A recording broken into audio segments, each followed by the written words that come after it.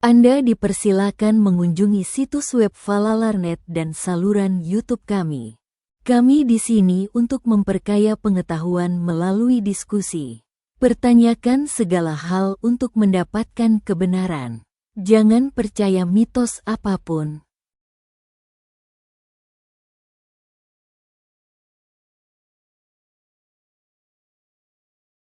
Sejarah Falalar. Sejarah seorang pria yang menaklukkan kematian.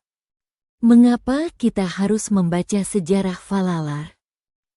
Sejarah sebenarnya dari seorang pria yang menaklukkan kematian. Ilmuwan sejati yang menemukan cara bagi manusia untuk hidup tanpa kematian.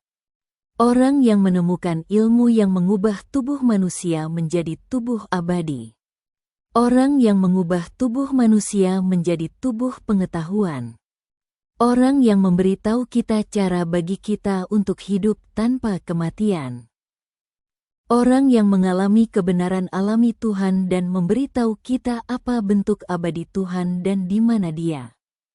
Orang yang menyingkirkan semua tahayul dan mempertanyakan segalanya dengan pengetahuan kita dan memperoleh pengetahuan sejati. Nama ilmuwan sejati, Ramalingam. Nama yang biasa dipanggil oleh orang-orang terdekatnya. Falalar. Tahun lahir 1823. Tahun transformasi tubuh menjadi tubuh cahaya 1874. Tempat lahir India, Chidambaram, Marudur. Pencapaian. Orang yang menemukan bahwa manusia juga dapat mencapai keadaan Tuhan dan tidak mati, dan mencapai keadaan itu.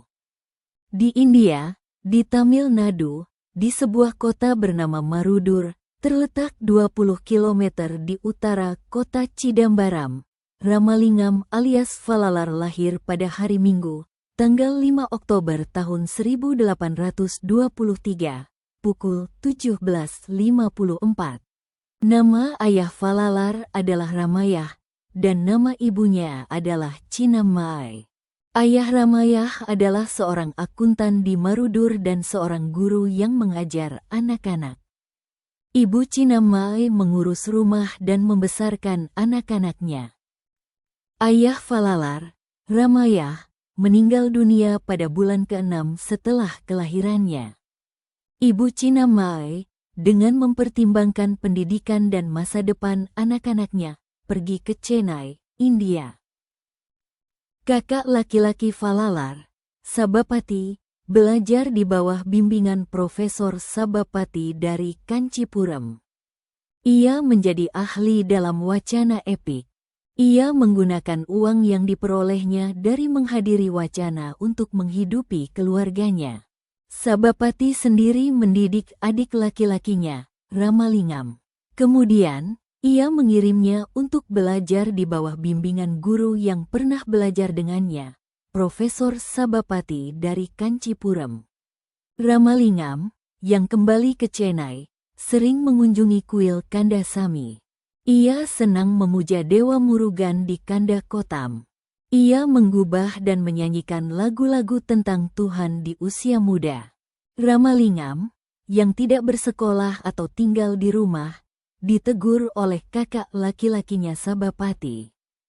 Namun Ramalingam tidak mendengarkan kakak laki-lakinya. Oleh karena itu, Sabapati dengan tegas memerintahkan istrinya Papati Amal untuk berhenti menyajikan makanan untuk Ramalingam.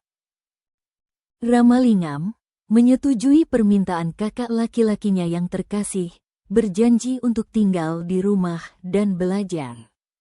Ramalingam tinggal di kamar atas rumah. Kecuali pada waktu makan, ia tinggal di kamar pada waktu-waktu lain dan secara aktif terlibat dalam memuja Tuhan. Suatu hari, di cermin di dinding, ia sangat gembira dan menyanyikan lagu-lagu, percaya bahwa Tuhan telah menampakkan diri kepadanya. Kakak laki-lakinya, Sabapati, yang biasa memberikan ceramah tentang mitologi, tidak dapat menghadiri ceramah yang telah disetujuinya karena kesehatannya yang buruk. Jadi, Ia meminta adiknya Ramalingam untuk pergi ke tempat di mana ceramah akan diadakan dan menyanyikan beberapa lagu untuk menebus ketidakmampuannya untuk datang. Karena itu, Ramalingam pergi ke sana. Hari itu, sejumlah besar orang telah berkumpul untuk mendengarkan ceramah Sabapati. Ramalingam menyanyikan beberapa lagu seperti yang diperintahkan kakak laki-lakinya. Setelah ini, orang-orang yang berkumpul di sana bersikeras untuk waktu yang lama agar ia menyampaikan ceramah spiritual. Jadi Ramalingam juga setuju. Ceramah itu berlangsung larut malam. Semua orang kagum dan kagum. Ini adalah ceramah pertamanya. Ia berusia 9 tahun saat itu. Ramalingam mulai beribadah pada usia 12 tahun di Terufotriyur. Ia biasa berjalan kaki ke Terufotriyur setiap hari dari daerah Tujuh Sumur tempat tinggalnya. Atas desakan banyak orang, Ramalingam setuju untuk menikah pada usia 27 tahun. Ia menikahi putri saudara perempuannya Anne Mulai, Tanakodi. Baik suami maupun istri tidak terlibat dalam kehidupan keluarga dan tenggelam dalam pikiran tentang Tuhan. Dengan persetujuan istrinya, Tanakodi, kehidupan pernikahan mereka selesai dalam 1 hari. Dengan persetujuan istrinya, Falalar melanjutkan usahanya untuk mencapai keabadian. Ramalingam ingin mengenal Tuhan yang sejati melalui pengetahuan. Oleh karena itu, pada tahun 1858, ia meninggalkan Chennai dan mengunjungi banyak kuil serta mencapai sebuah kota bernama Chidambaram. Melihat Falalar di Chidambaram, administrator sebuah kota bernama Karumuzi, bernama Terufengadam, memintanya untuk datang dan tinggal di kota dan rumahnya. Terikat oleh cintanya, Falalar tinggal di kediaman Terufengadam selama 9 tahun. Tuhan yang sejati terletak di otak di kepala kita, sebagai atom kecil. Cahaya Tuhan itu setara dengan kecerahan 1 miliar matahari. Oleh karena itu, agar orang awam dapat memahami Tuhan yang merupakan cahaya di dalam diri kita, Falalar meletakkan lampu di luar dan memujinya dalam bentuk cahaya. Ia mulai membangun kuil cahaya di dekat Satya Dharmacalai pada tahun 1871. Ia menamai kuil itu, yang selesai dalam waktu sekitar 6 bulan, Dewan Kebijaksanaan. Ia membangun kuil di kota bernama Fadalur untuk Tuhan yang bersemayam dalam bentuk cahaya sebagai pengetahuan agung di otak kita. Tuhan yang sejati adalah pengetahuan di kepala kita. Dan bagi mereka yang tidak dapat memahaminya, ia membangun kuil di bumi, menyalakan lampu di kuil itu, dan memberitahu mereka untuk menganggap lampu itu sebagai Tuhan dan menyembahnya. Ketika kita memusatkan pikiran kita dengan cara itu, kita mengalami Tuhan yang merupakan pengetahuan di kepala kita. Pada tanggal 20 bulan 10 tahun 1873. Pada Selasa pagi pukul 8, ia mengibarkan bendera di depan gedung bernama Sidi Falakam di kota Metukupam dan menyampaikan khotbah panjang kepada orang-orang yang berkumpul. Khotbah itu disebut ajaran yang luar biasa. Khotbah ini menuntun manusia untuk selalu bahagia. Khotbah ini menjawab banyak pertanyaan yang muncul dalam diri manusia. Khotbah ini tentang mematahkan tahayul kita.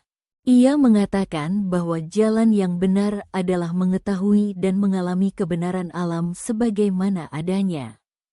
Tidak hanya itu, Falalar sendiri telah mengajukan banyak pertanyaan yang belum kita pikirkan dan menjawabnya. Pertanyaan-pertanyaan itu adalah sebagai berikut. Apakah Tuhan itu? Di mana Tuhan? Apakah Tuhan itu satu atau banyak? Mengapa kita harus menyembah Tuhan? Apa yang akan terjadi jika kita tidak menyembah Tuhan? Apakah surga itu ada? Bagaimana seharusnya kita menyembah Tuhan? Apakah Tuhan itu satu atau banyak?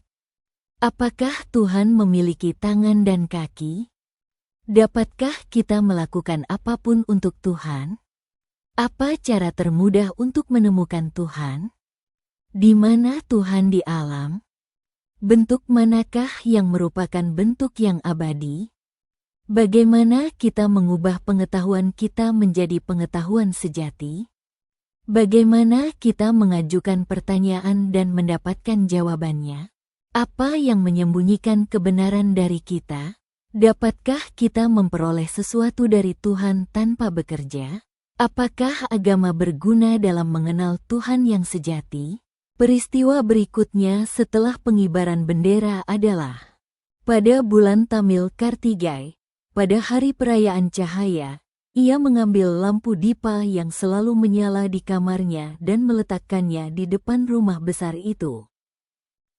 Pada hari ke-19 bulan Tai tahun 1874, yaitu bulan Januari, pada hari bintang pusam yang disebutkan dalam astronomi India, Falalar memberkati semua orang. Falalar memasuki kamar rumah besar itu pada tengah malam. Sesuai keinginannya, murid-murid pentingnya, Kalpatu Ayya dan Tozufur Velayudam, mengunci pintu kamar yang tertutup itu dari luar. Sejak hari itu, Falalar tidak lagi menampakkan diri sebagai wujud di mata fisik kita, tetapi telah menjadi cahaya ilahi bagi pembentukan pengetahuan. Karena mata fisik kita tidak memiliki kekuatan untuk melihat tubuh pengetahuan, maka mata kita tidak dapat melihat Tuhan kita, yang selalu ada di mana-mana. Karena tubuh pengetahuan berada di luar panjang gelombang spektrum yang terlihat oleh mata manusia, maka mata kita tidak dapat melihatnya. Falalar, sebagaimana yang diketahuinya, pertama-tama mengubah tubuh manusianya menjadi tubuh murni, kemudian menjadi tubuh suara yang disebut Om, dan kemudian menjadi tubuh pengetahuan abadi, dan Dia selalu bersama kita serta melimpahkan rahmat-Nya. Terima kasih telah menonton video ini. Jika Anda menyukai video ini, silakan klik tombol like, share, dan subscribe. Salam. Sampai jumpa di video berikutnya.